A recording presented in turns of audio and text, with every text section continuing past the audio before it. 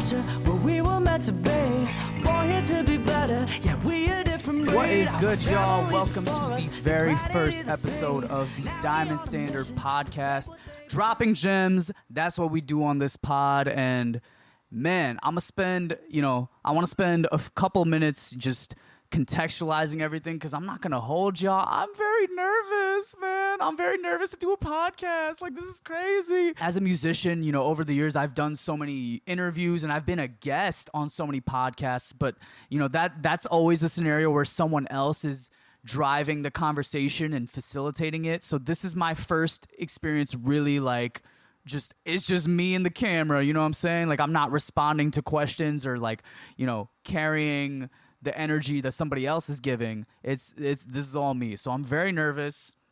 I feel like I have a very hyperactive mind and I tend to just ramble because my thoughts run at a million miles a second. So I hope that by doing this podcast over time, I'm also going to improve my speaking skills.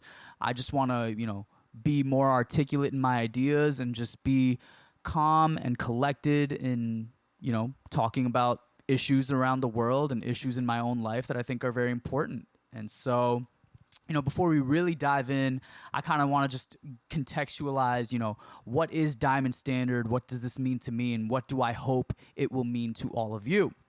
And so for the audio listeners, you might not see it, but currently, I'm rocking a Diamond Standard black t-shirt. I got the Diamond Standard beanie going on, you know what I'm saying? We dripped out. And disclaimer, the only reason I'm wearing a beanie in the fall is because, not gonna lie, it's a bad hair day. My silver hair, the dye is fading, so it's fading to blonde, and now I look like one of those brown guys that's trying to be a white guy, and that is very much not the brand, you know what I'm saying? That is so not the brand, so I'm like, fuck it, let me be dripped out, rock the Diamond Standard beanie today. So I told you what the brand is not, right?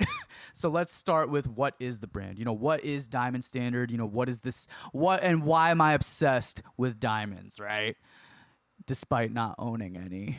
Diamond Standard is a multimedia platform that promotes self-actualization and personal development with the emphasis on people of color, immigrants and the children of immigrants, and above all, the working class. And the reason why I emphasize those marginalized groups is because I feel that mental health resources, professional development resources, political, economic, you name it, education and resources are often inaccessible to those communities, and oftentimes those communities are rarely spoken to on a deep emotional level. And so when people engage with Diamond Standard, whether it's through the music I release as Naveed Ahmed, whether it's through, the apparel that we release, whether it's through this podcast now, I just want people to have a community they can grow with, which is built on worldly values, which are very important to me personally, such as anti-racism, anti-homophobia, anti-imperialism, anti-classism, anti-sexism, so on and so forth.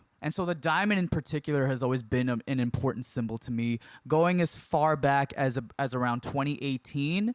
At this point in my life, I was in my early 20s. I was in a band called In Loving Memory, and we were writing for our next record. And I, as an artist and as a young adult, was realizing that part of the legacy I want to leave on this earth is I want to be a source of inspiration and I want to be a role model for the next generation of young people just like myself. I grew up in a low-income working-class family as a Bangladeshi American in Queens, New York, child of immigrant parents. And growing up, there are so many hardships and experiences of mine that I felt so alone in dealing with because no mainstream media, no platforms, no movies, no shows, no podcast, nothing represented the struggles of people like me. And so personally, it felt like all these aspects of my identity were just a weakness, just a complete disadvantage that was only holding me back until I started to mature and realize that at the end of the day, so much of my work ethic, my passion for life, my gratitude for all the privileges that I have around me,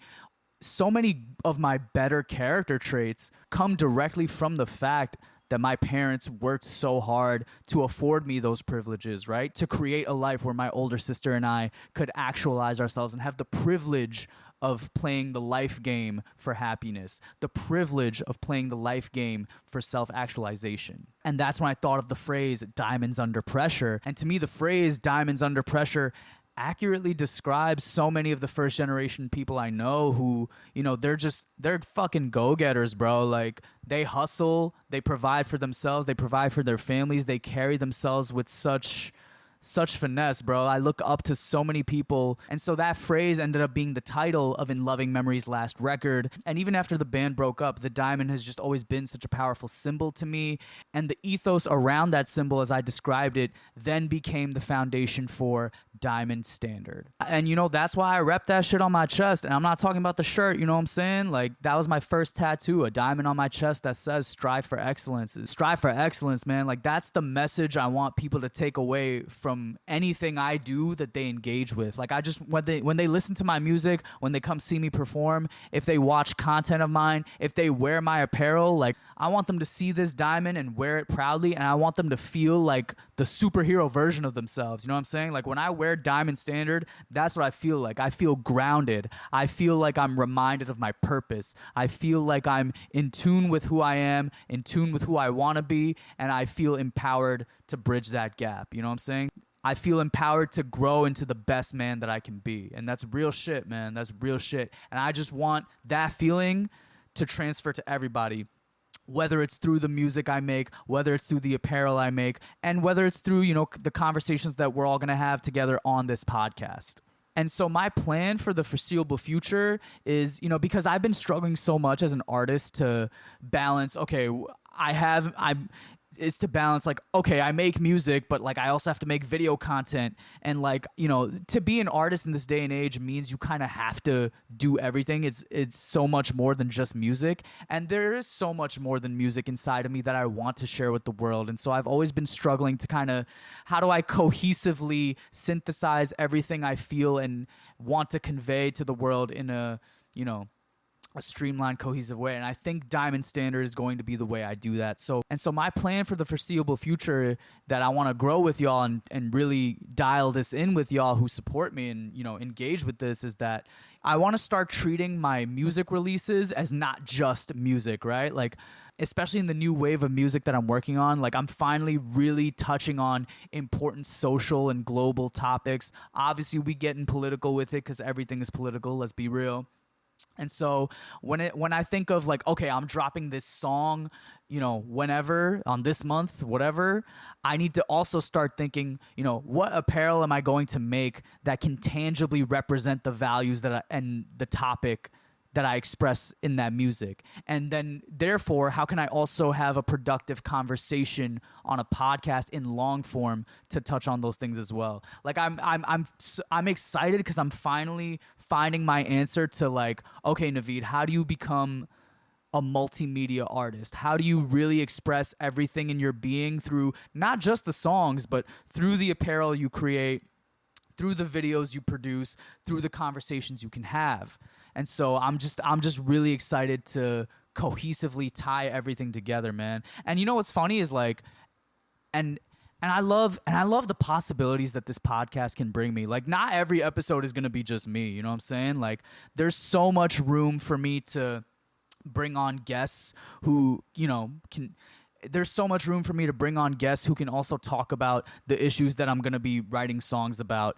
And I don't know, I'm just really excited to, like, put myself out there in the world in a deeper way because, the reason why I do any of this is because I want to attract and build a community of like-minded people who see the world in a similar way as I do. Because let's be real, the world is getting uglier by the day, and we need to stick together and mobilize and, do what we can to make this world a better place. And so from here on out, I think all my future releases are going to be a lot more special because there's going to be so much more than just music to go along with it. And speaking of my next release, man, here we go. Let's get into it. So, over the summer in July, I released an acoustic version of a song, and the song is called Gentrifiers, right? I wrote the chorus for this song back in like 2020, I think. So this song has been years in the making. And, even with just the acoustic version that I dropped a couple months ago, I've been making video content around it. I've been on the ground in my city, performing that song and really having conversations about it with local New Yorkers and transplants alike. And this isn't even the beginning, you know what I'm saying? Like on some mini boss shit, like, you know, like when you're playing a video game, you get to the final boss and you just keep getting wrecked, right? And finally you're like, okay, this is the run. Like I got through this part without taking damage. Like I got through the run. Boom. You finally beat the boss and you're like, yo, I did it. I beat the game. And then a cutscene happens and you're like, oh nah, there's a part 2 to this run. That was just the mini boss of this whole fight. That's what this acoustic version is for me. You know what I'm saying? Like the acoustic version that I just dropped it early because I couldn't keep this message inside my soul any longer. I just wanted to get the ball rolling, start making content, start trying to get some discourse happening around the issue, and just start building the momentum for what I know is going to be the most powerful, important song I have ever released in my life so far. And in preparing to do this episode, I was like, yo, where do I even begin with gentrification? And I was like, you know what? This would be a great way to kill 2 birds with 1 stone. So what we're going to do is we're literally going to go through the lyrics in Gentrifiers, because the lyrics are going to be the same in the studio version from the acoustic version. And I'm not going to hold you. I'm going to just say it, bro. Like, I think these lyrics belong in a history textbook. Like, I think I really hit the nail on the head with so many nuanced topics around gentrification, capitalism, colonialism, the intersections with class and race as they pertain to the issue. Like, let's just dive right in. We're just going to go on some genius lyric breakdown type shit. We're just going to go through the lyrics, and I'm just going to talk about what each of those lines mean to me. I'm not even going to sing it to y'all because honestly, some of these lyrics are not even like poetic and like metaphorical like a lot of lyrics tend to be. Like these are just straight bars, bro. Like I be saying sometimes prose is the new poetry, you know what I'm saying? So let's start. The first verse of the song opens with, if you pull up to my city, just keep it 100. How you gonna claim my block when you not even from it? It's crazy, bro. Like, I think what gets me tight the most about transplants and gentrifiers is like the way so many of y'all want so badly to claim this like aesthetic of like black and brown urban poverty that you just did not live, right? And it's fascinating to me because this is nothing new, right? Like people want to be oppressed so bad, you know what I'm saying? And it makes sense, right? Because there's no good story without conflict, right? What's crazy to me is how viscerally and immediately so many of y'all transplants do this, where it's like, as soon as you move to New York City, it's like, that's it. You changed your bio. You be changing your shit to, I'm a New York City content creator. Oh, this is what it's like to live in New York City. Oh, I'm from this. Oh, I'm a Brooklynite. It's just like, what? It's just, I just can't imagine. I just can't imagine not growing up in a certain place, moving there as an adult, not even as a child, as an adult, and then immediately making that place like my whole identity, as if I'm qualified to speak on the culture of that place, as if I'm qualified to even take up an obnoxious amount of space. The next line says, you act like you just got here. Let's be honest. Like, y'all are not low, bro. Like, this is why we clown on y'all. And here's the one. Rep it hard on TikTok. Hashtag NYC aesthetic. Where the fuck were y'all when we got hit with the pandemic? I want y'all to let me know what you think of this, because I've been heavily debating making this, what I'm about to say, a future apparel design. I think I want to make merch that says, TikTok killed New York City. Especially since the craze of short form content became a thing in the last handful of years. Social media only exacerbate these effects of capitalism so much more, where like it is capitalism's job to turn everything into a commodity, right? And there's arguably no bigger commodity than culture. It just blows my mind how people are moving to New York City and just hijacking the narrative of what it means to grow up here. Where the fuck were y'all when we got hit with the pandemic? Oh, that's right. Y'all dipped back to Wisconsin or wherever the fuck y'all from. That's not me shit talking right now. That's literally the lyrics in the song, right? When the pandemic hit and COVID was claiming so many lives and destroying communities, y'all had the privilege of just moving back to the suburbs with your parents. You know who didn't have that privilege? All the low-income minority and immigrant communities that are here in New York City. You know what I'm saying? Like New York City is such a densely populated city. We're living on top of each other, right? And think of the low income areas where most of those people are the ones working essential jobs, right? You know, I have to recognize my privilege as well, right? Because I have an American education. I have an office job, right? I'm including myself with y'all for a moment, right? Because all of us, we had the privilege of, oh, let me just work remotely because remote work became a thing at our jobs. You know who did not have the privilege of working remotely? All the essential workers who were putting their lives on the line and losing their lives in disproportionate numbers, right? This is where everything comes into play, right? Food deserts, racist housing policies, racist allocation of resources to underfunded schools. Like, it's by design that low income immigrant minority communities are kept in shitty conditions. And so, you know, I still remember in 2020, you know, all you MAGA ass people were being like, oh, so you're telling me coronavirus is racist? No, clearly the virus is not a sentient being. However, the systems that disproportionately cause low-income immigrant and minority communities to die when a virus like that hits, yeah, those are racist policies and systems. And yeah, we are going to speak on it. So it's just such a slap in the face that y'all move here, rep New York so hard, but at the first sign of trouble, y'all dip right the fuck back to where y'all came from. Where us native New Yorkers, we didn't have nowhere to go. We had to thug it out. We had to tough it out. Being a New Yorker is not, you know, a Disneyland amusement park ride that y'all can hop on and off as you please. This is a way of life for us, and y'all don't get to appropriate that shit, like, straight up. And we know you're only here temporarily. You're only here during your 20s and 30s, you know, for college or post-grad, whatever. You want to live the big city life so you can simulate some kind of character development, right? Because the dreary suburbs just weren't exciting enough for you. You need to simulate some struggle. You need to simulate some character development.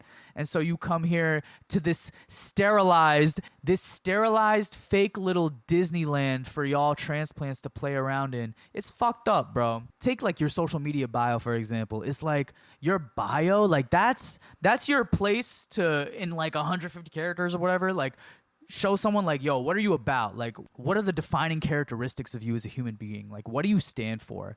And so it's so funny to me that, like, y'all move to New York and that's like the first thing in your bio, like, immediately. Like, it's like, damn, like, that's what defines your existence. Like, that's what you stand for. Like, you don't have anything else as a human being that makes you tick. Like, that's the first thing you need to claim is like, oh, I'm a New Yorker now. Oh, like, it's just, that's crazy to me, man.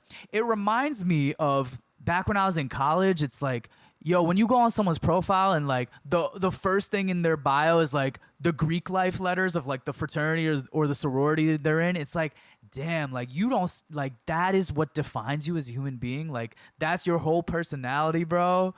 That's crazy to me.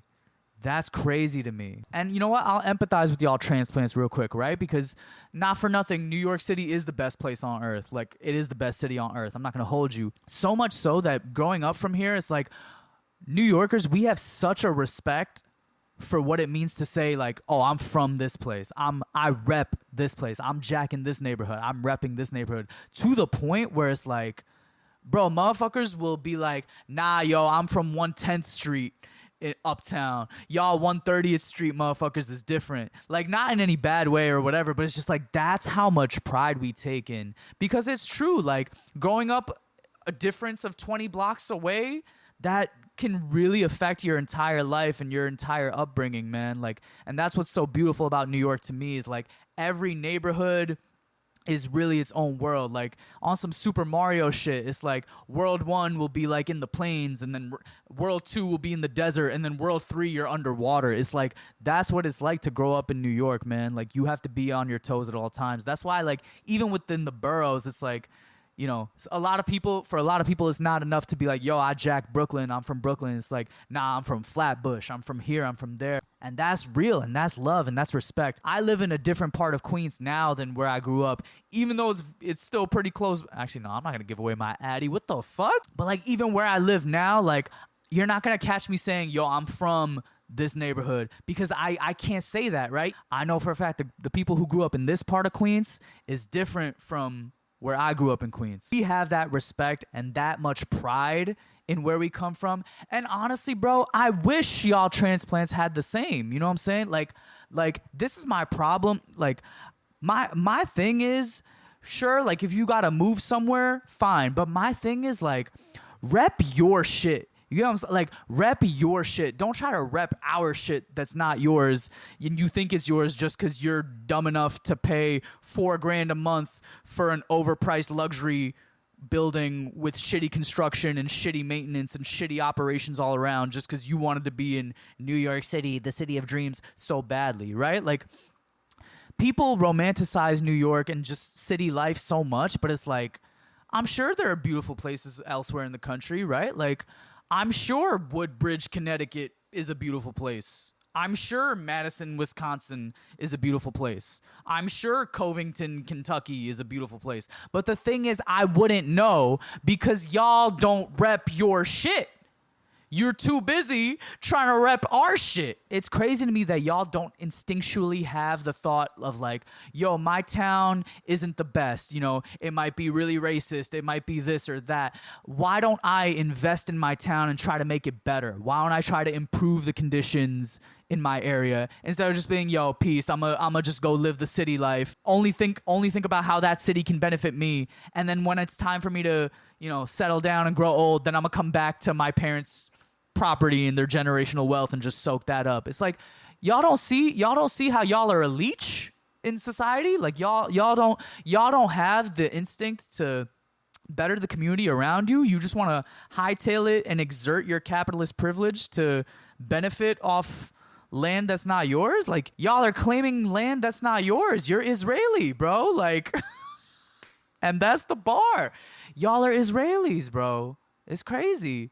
It's crazy. I don't think I have the emotional energy at this moment to extrapolate on how gentrification is very analogous to the atrocities we're seeing in Palestine, but I digress. All I have to say is I saw a sticker once that said, "From Brooklyn to Palestine, settlers are the problem," and I screamed, bro. That shit, I felt that in my soul, bro. But for now, I digress. I don't even think I really got to explain this one. The first pre-chorus, it says, "Let me break it down in terms that even you could understand. Everybody loves New York because of all the working class, immigrants and minorities. We built the city of dreams, and you ain't part of that." It's just so infuriating to know that those marginalized communities I mentioned are the backbone of why New York City even has the reputation of, oh, this is the city of hustlers. This is the city, oh, the concrete jungle. Oh, the city that never sleeps. Oh, this is where dreams come true.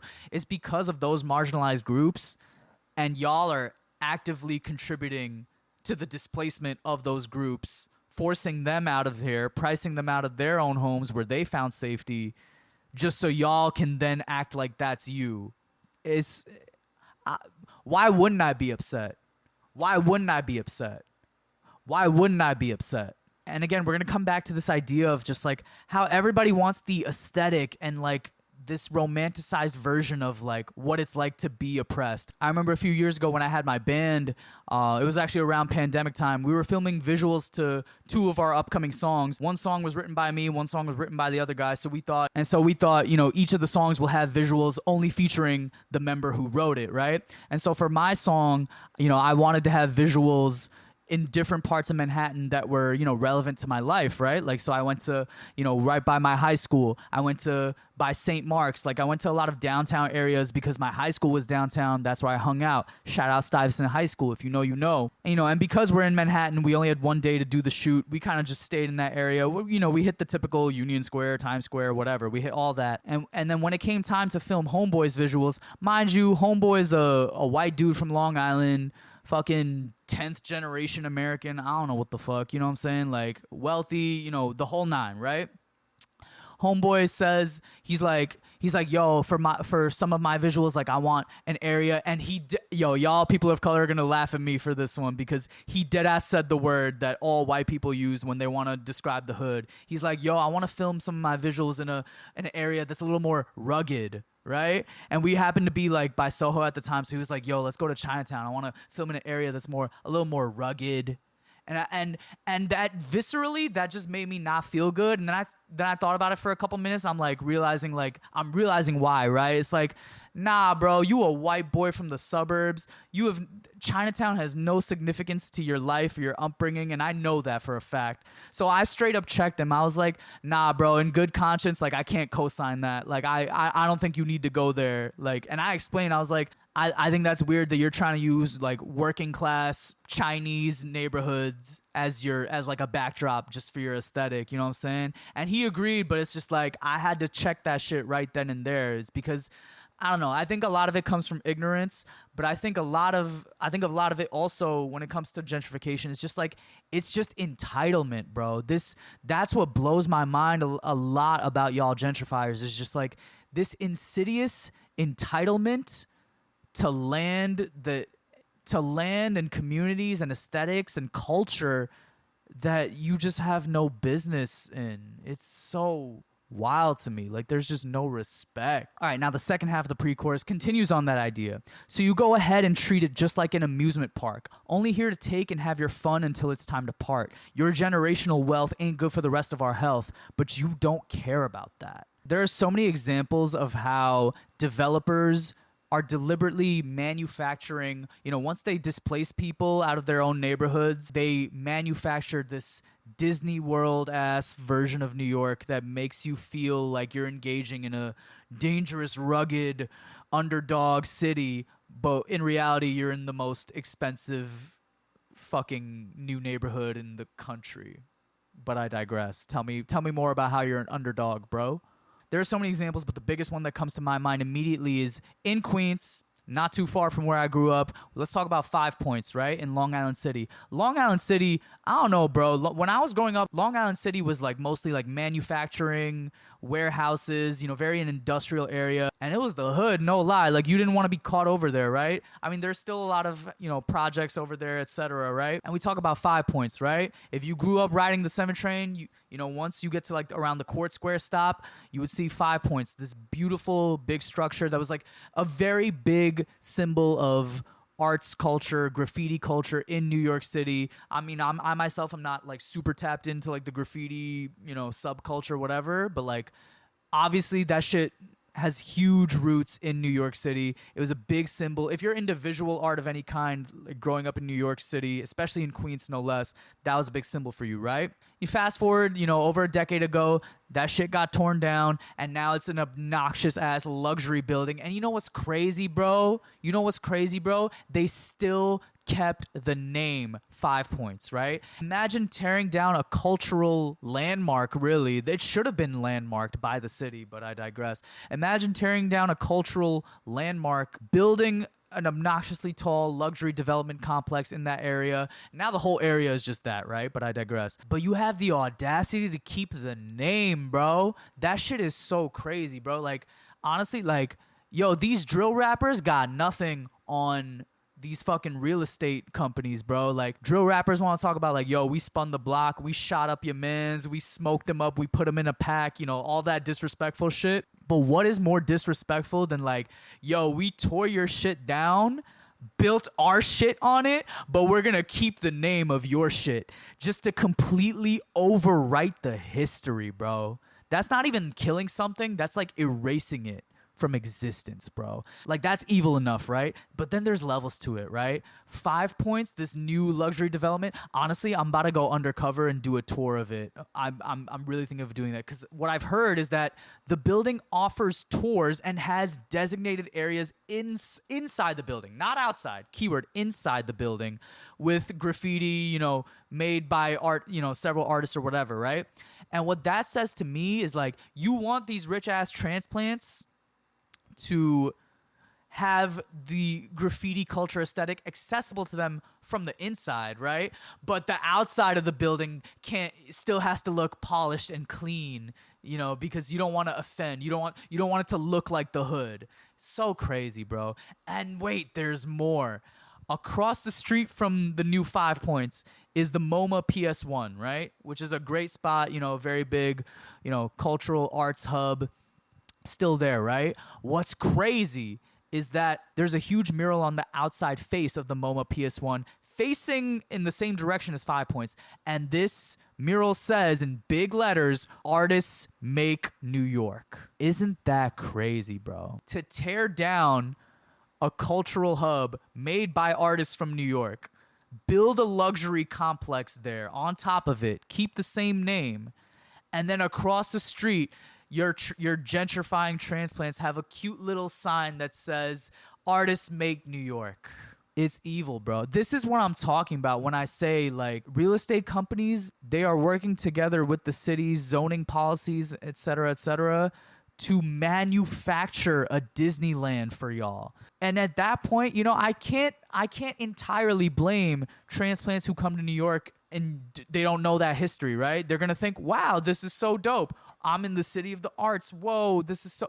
I can't entirely blame them, but you know what? It is my hope that by making this content, by releasing this music, you know, by releasing the apparel related to gentrification that I'm gonna drop, like, I just, at the very least, I want to spread awareness, right? And spread education. There are so many examples of this. I'm curious what other examples y'all know in your areas of New York. And then finally, we get to the chorus, man. "Dead ass, these gentrifiers turn my city into a joke. I'll call out these gentrifiers. Yeah, I'm ready for all the smoke. Hope they burn in a gentrifier." Sorry if that's harsh to say, but man, I'm so tired of these goddamn gentrifiers, bro. Crazy. I don't even really gotta explain that. Other than me having fire, immaculate wordplay on the word gentrifiers. You know what I'm saying? Like, one thing I will say about the lyrics in that chorus is that, you know, I got this one comment from some random person's like burner account, because, you know, ain't nobody got the audacity to say shit and put their actual face on the comment, but I digress. They said something along the lines of like basically bashing me for that line, "Hope they burn in a gentrifier." It's like, wow, Naveed, you're inciting violence. Like, you're not being tolerant. You're being, you know, you're not being inclusive. You're being this, being that. And it's just like, yo, shut the you're not being inclusive. This isn't a protest song if you're calling for violence. It's like, first of all, you need to shut the fuck up. Like, if you think I'm literally calling for violence, like, you just have no grasp for nuance, right? Like, you have no grasp, whatever. And second of all, I'm not inciting no violence on anybody, but all I'm saying is, given the state of the world right now, think critically about what I'm saying. Given the state of the world right now, all I'm saying is resistance is not meant to be pretty, bro. Resistance is not meant to be pretty. And I think gentrifiers and transplants, y'all do need to know that what you're contributing to by y'all being unaware, or even aware yet not giving a fuck about these imperialist colonial housing systems that y'all are funding. You're not just a bystander. You are funding this. You are allowing it to happen. It's like, you need to understand that there are New Yorkers here who hate y'all with that level of passion. What of it? It's like, what do you want me to do, bro? You want me to write a song of like, "Yo, gentrifiers, like, you're displacing my family and pricing me out of my own neighborhood that, like, I grew up in," but it's like, you know, I kind of don't like you guys. You guys are inconveniencing me. It's like, people's lives are at stake. People's lives are at stake. And fuck it, bro. You're acting like people haven't been speaking up about these things for decades, well before I did. You know what I'm saying? Like, if marginalized communities weren't being listened to before, maybe there needs to be more extreme messaging for us to be heard. So what? So be it. You know what I mean? I will say for sure, though, I'm not directly encouraging no violence. You know, I will say that. And it's funny because earlier this year, like, before I even released the acoustic version, I applied for like a couple of like artist grants. You know, for, you know, there's several organizations out there who, you know, they have grants for artists or creatives who are trying to, you know, promote social change, positive social change with their art. And I sent in Gentrifiers, I sent in the song, I sent in, you know, I wrote a bunch about the topic, how it pertains to my community in New York City. And there was this one organization, you know, I'm not going to name them, there's no point, but like, they wrote back to me being like, "Yo, like, we fuck with this. We fuck with the message. We fuck with your story. We fuck with everything. We want to award you this grant. Like, we want you to be one of the artists selected for this grant."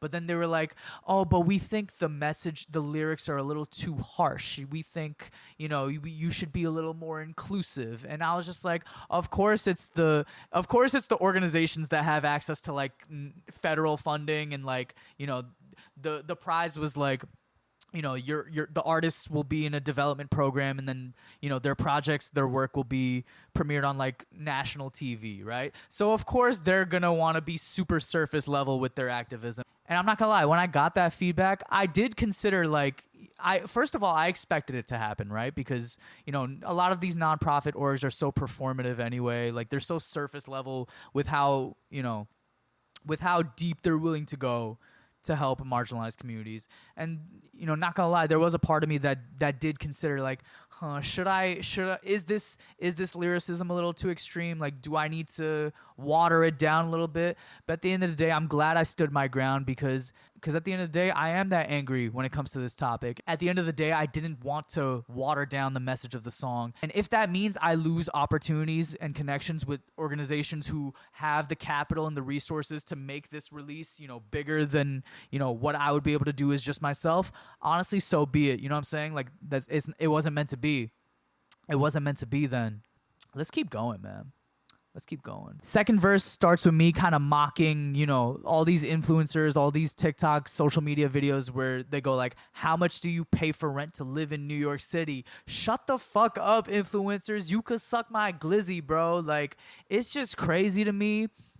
Again, it's just crazy to me how so many of y'all are just on capitalism's fucking meat, bro. Like, y'all are so easily swayed by these classist displays of like, oh yes, I'm so rich, look at what I can afford in New York City. Like, with no consideration of like, there's only a finite amount of land, right? Like, next line says, you're too proud of displacing black and brown kids. Like, it's the truth, man. Like, y'all really don't care what happens to marginalized communities as long as you get your nice, fancy, expensive apartment with a nice rooftop view where you can take your fucking pictures of the cityscape and fucking add Empire State of Mind as the song. Like, I'm sorry, y'all are so corny, man. I thought I was gonna be a little more articulate, not gonna lie, but like, whatever, bro. Like, y'all are just so wild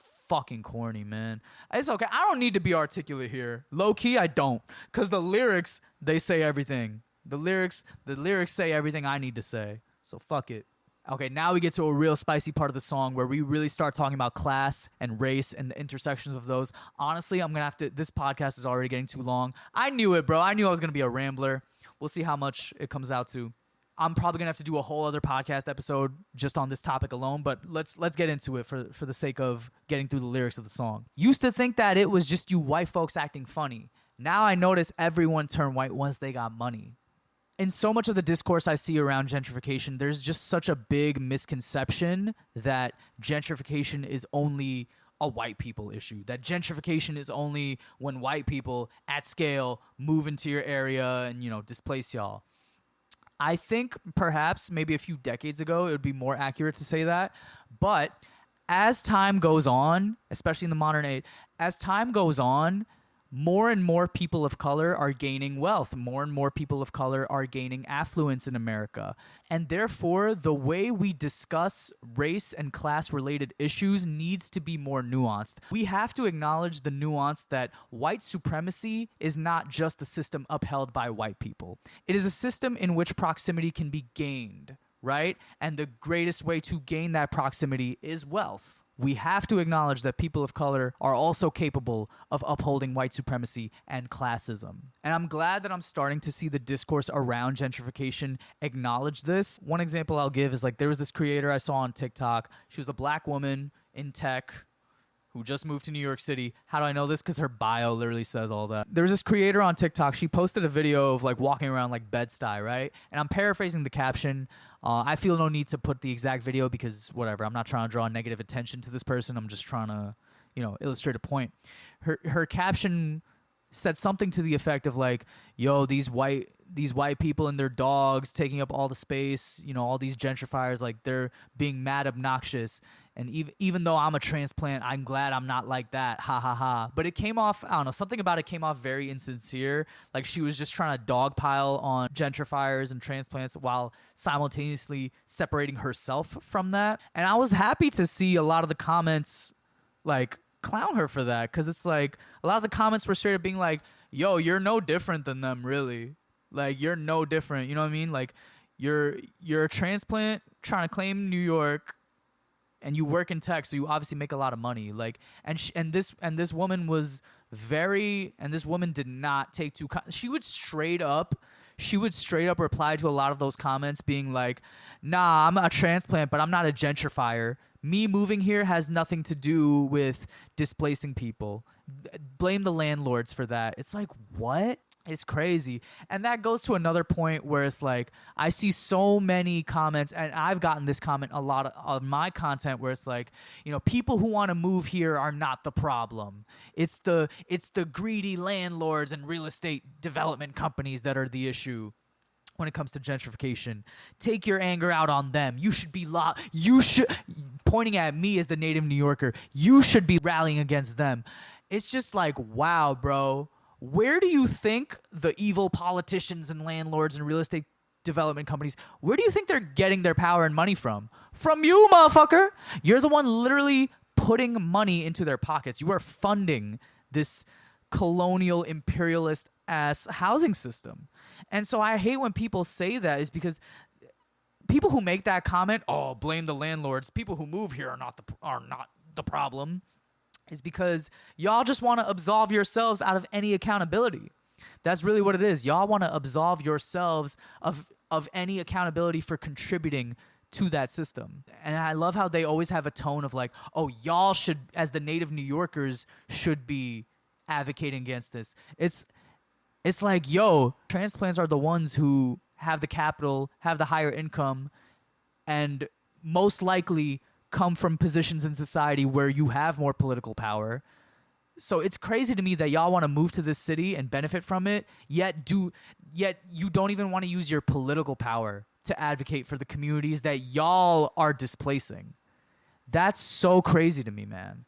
That's so crazy to me that y'all feel no accountability in that whatsoever. But you know what? These are the same people in society who can't even inconvenience themselves as far as to boycott Starbucks for supporting Israel and contributing to a genocide, right? Like, I shouldn't, if they can't even give up their fucking pumpkin spice lattes, who am I to believe that they would take time out of their day to advocate for marginalized communities in the cities that they're displacing? Who am I to expect that they would educate themselves on the ethics or lack thereof in New York City housing development and maybe not contribute to that? Who am I to expect them to be like, you know what, maybe I don't need to move to these gentrified neighborhoods? Or when I do, let me make sure that I educate myself on what the local community is there. Let me make sure I'm allocating my time, my money, my political power to benefiting the locals of that community. If I have the audacity to say that I want to live there, maybe I'm expecting too much, right? And then I end the verse with the perfect line: "Classists come in all colors, shapes, and sizes," man. I've met so many people of color who are transplants who really think that they're not part of the problem just because they're not white. And for the record, like, I do have a lot of transplant friends. Like, I will say, like, some of my closest friends, some of the closest people in my life are not native New Yorkers. Like, I will say that. And the only reason that I allow them to be so close to my heart, and the only reason I get along with them so well to begin with, is because they're mature and aware enough as global citizens to be able to have these conversations around classism and around the intersections of race and other aspects of identity, right? Because I have met so many transplants who are people of color who really think that they're not part of the problem just because they're not white. And especially, I mean, you know what? Let me save that for the next line. Let's get into it. Let's get into it. Again, this is a whole other topic. I'm talking about the rich brown kids from the all-white suburbs. I'm going to tell you, word to my mother, you can move to the hood, but you're running on privilege just like all the others. You think just because you're not white, you could speak on what it's like to be brown in a city where most of us grew beneath the poverty line. And get that model minority bullshit out my face, on God. We don't be jacking white supremacy in this city. What you thought? If you disagree, then get out, because you know we're not the same. You got New York in your bio. I got New York in my veins, man. That is such a loaded verse. Like, I'm telling you, I'm gonna say it confidently, bro. These lyrics are ahead of our time, right? Because there is no other song out there in existence that really touches on the intersection of South Asian classism as it pertains to the gentrification in New York City. This is such a loaded topic that I do want to give more time and consideration to before I properly, speak on it at length. Because let's be real, if I speak on it now while I'm already like emotional as hell and like an hour deep into this episode, I'm just gonna get angry and say some shit I might regret. So, I might need some time. I might need some time to come up with the diplomatic way to address these issues, right? The couple of times I've performed the studio version of the song before its release, people always scream those last lines. You got New York in your bio, I got New York in my veins. Yo, let me know in the comments. I feel like this would be a fire. This is another apparel idea that I got. Imagine a long sleeve t-shirt, right? With that in text, you got New York in your bio, I got New York in my veins, like on the front. And then on one of the sleeves, like along one of the sleeves, it's like a drawing of like a vein like running through, like obviously the same color as the text, not like on some like gory graphic shit, but like stylized, like just running along the sleeve. Like I feel like that'd be hard as hell. You got New York in your bio, I got New York in my veins, bro. I don't care how much money y'all transplants pull up to the city with. I don't care what sterilized Disneyland ass fucking neighborhood you think is real New York, but at the end of the day, the upbringing that comes with growing up in New York City is the most special experience I would not trade for anything, because I see the character it breeds in us local New Yorkers, and I see the lack thereof of character. Wait, did I say that right? I see the lack thereof of character.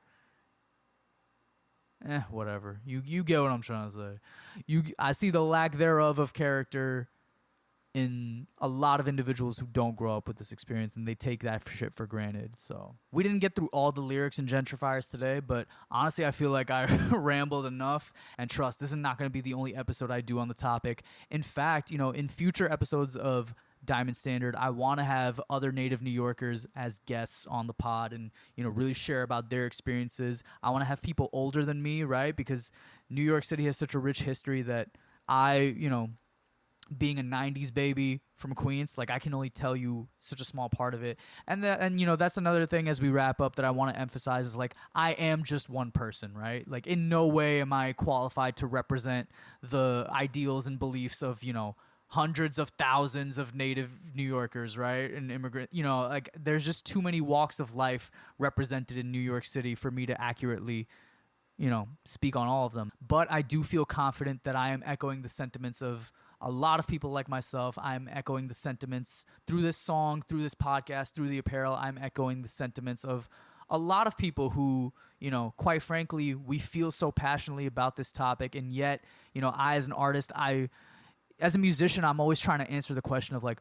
what do I and like-minded people like myself, what are the things we are passionate about, yet we don't see sung about in the music industry? What are the things we don't hear talked about in conversations and in media? And so I'm just trying to do my part in promoting that discussion and bringing all that to light. All that said, right now I'm just a guy talking shit on his fucking podcast, right? I'm just another one of those.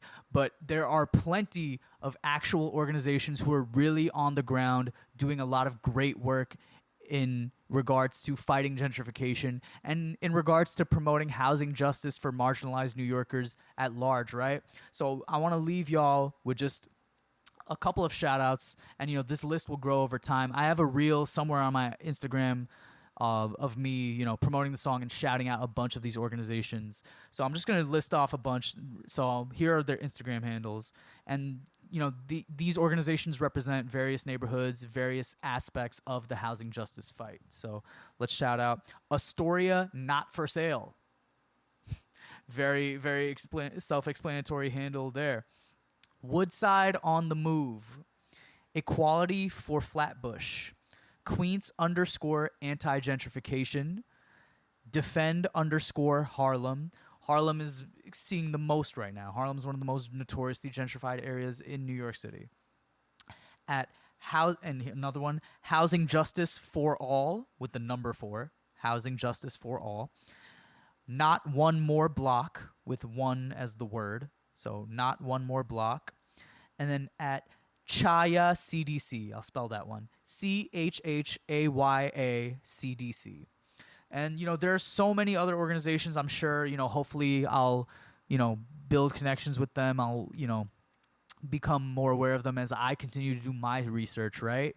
And one thing I will say as I'm reflecting on, wrapping up this first episode is I'm definitely not as well researched and well rehearsed as I'd like to be, and so I'm grateful for just taking this podcast as an exercise to sharpen my sword, so to speak, right? And it's my hope that my plan is once I drop the studio version of the song, I want to really reach out to all these orgs that I mentioned, and I want to build relationships with them. I would love to have guests who work at these organizations come through, be on the podcast, really talk about the work that they're doing, right? Because once again, I'm mainly an artist. I'm trying to, obviously obviously I think it's incumbent on all of us as aspiring global citizens to be more politically aware, to do our research, to be more politically involved. At the same time, artistry and musicianship is my main skill, and so I want my song Gentrifiers to be the soundtrack to all the people who are really on the ground fighting the good fight and really putting in the work to protect our marginalized communities and to make New York City a better place. And so I leave y'all with that. Thank y'all for tuning in to the Diamond Standard podcast. This is the first episode.